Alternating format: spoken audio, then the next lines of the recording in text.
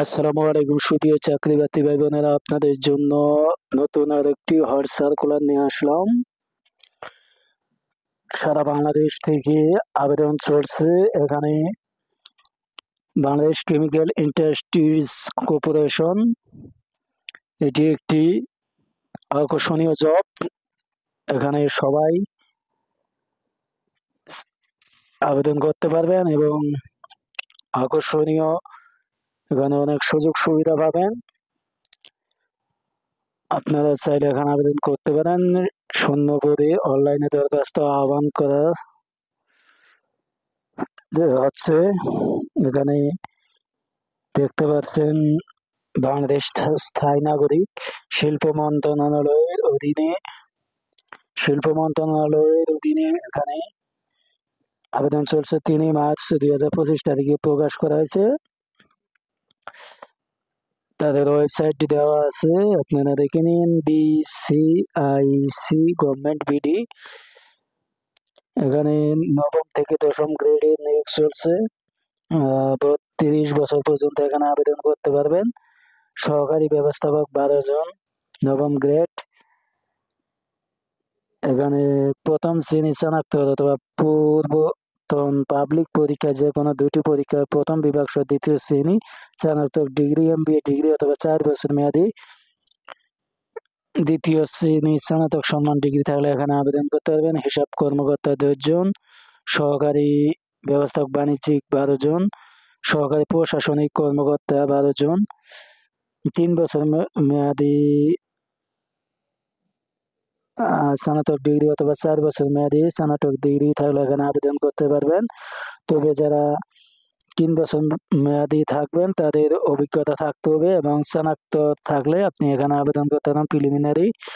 তারপর সহকারী হিসাব কর্মকর্তা 23 জন। সব মিলে এখানে 102 জন লোক নেবে, নবম দশম গ্রেড মিলে। এখানে আমি একটা কথা বলে দিই, আপনারা যারা নবম গ্রেডে আবেদন করবেন শুধুমাত্র একটি পদে আবেদন করতে পারবেন এবং যারা দশম গ্রেডে আবেদন করবেন তারা শুধু একটি পদে আবেদন করতে পারবেন। দুই গ্রেডে মিলে 2টি পদে আবেদন করার সুযোগ রয়েছে, কিন্তু আপনি চাইলে দশম গ্রেডে 2টি পদে আবেদন করতে পারবেন না, বা চাইলে নবম গ্রেডে 2টি পদে আবেদন করতে পারবেন না। ধন্যবাদ। এরকম ভিডিও পেতে অবশ্যই চ্যানেলটি সাবস্ক্রাইব করবেন এবং শেয়ার করে দিবেন। ধন্যবাদ সবাইকে। সবার আগে ভিডিও পেতে এখানে দেখতে পাচ্ছেন শিল্প মন্ত্রণালয়ে 2 তারিখ 3 মাস 2010 তারিখে প্রজ্ঞাপনে অনুযায়ী এসএসসি বা সমমান এবং এইচএসসি বা সমান পরীক্ষা ফলাফল প্রচলিত বা সিজিবি বিপরীতে প্রথম, দ্বিতীয়, তৃতীয় শ্রেণী নির্ধারণ করা হবে। যেখানে দেখতে পাচ্ছেন 5 পয়েন্ট স্কেলে 3-এর বা প্রথম শ্রেণী ধরবে, 2 পয়েন্টের চতুর্থ কিন্তু 3-এর কম দ্বিতীয় শ্রেণী ধরবে, 1-এর বা দ্বিতীয় 2-এর তৃতীয় শ্রেণী বিভাগ। এখানে আপনারা দেখে নিন। তারপরের পৃষ্ঠা আসুন আপনাদের আমি দেখিয়ে দিচ্ছি। এই যে এখানে এখানে দেখতে পাচ্ছেন অনলাইন আবেদন ফর্ম পূরণ করতে পারবেন। পূরণ করার জন্য 6 তারিখ থেকে শুরু হবে,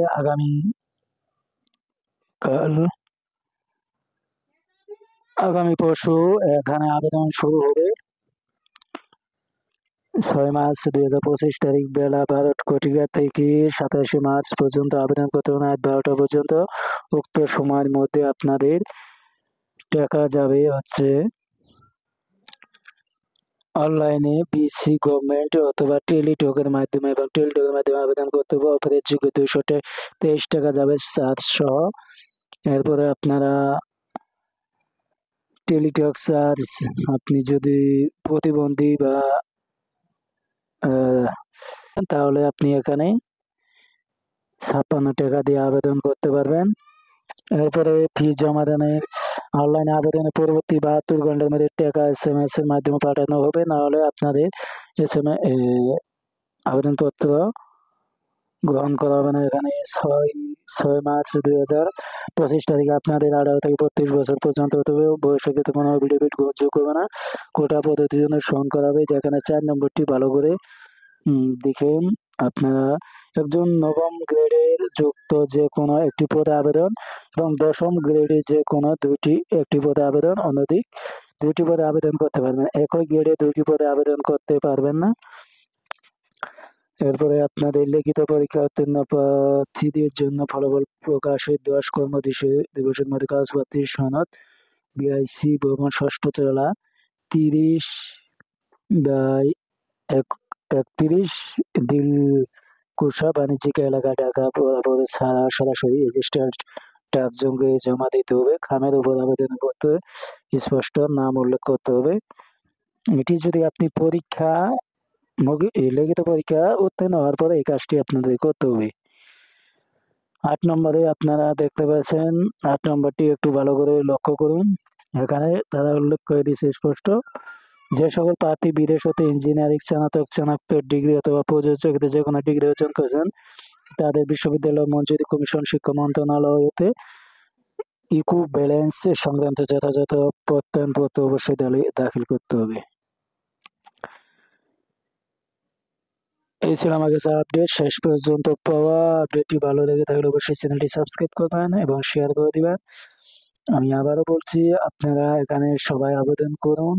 এটি একটি আকর্ষণীয় জব। ছেলে মেয়ে উভয় আবেদন করতে পারবেন। ধন্যবাদ সবাইকে।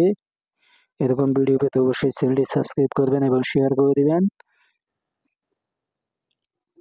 আমি আবারও আপনাদের দেখিয়ে দিচ্ছি।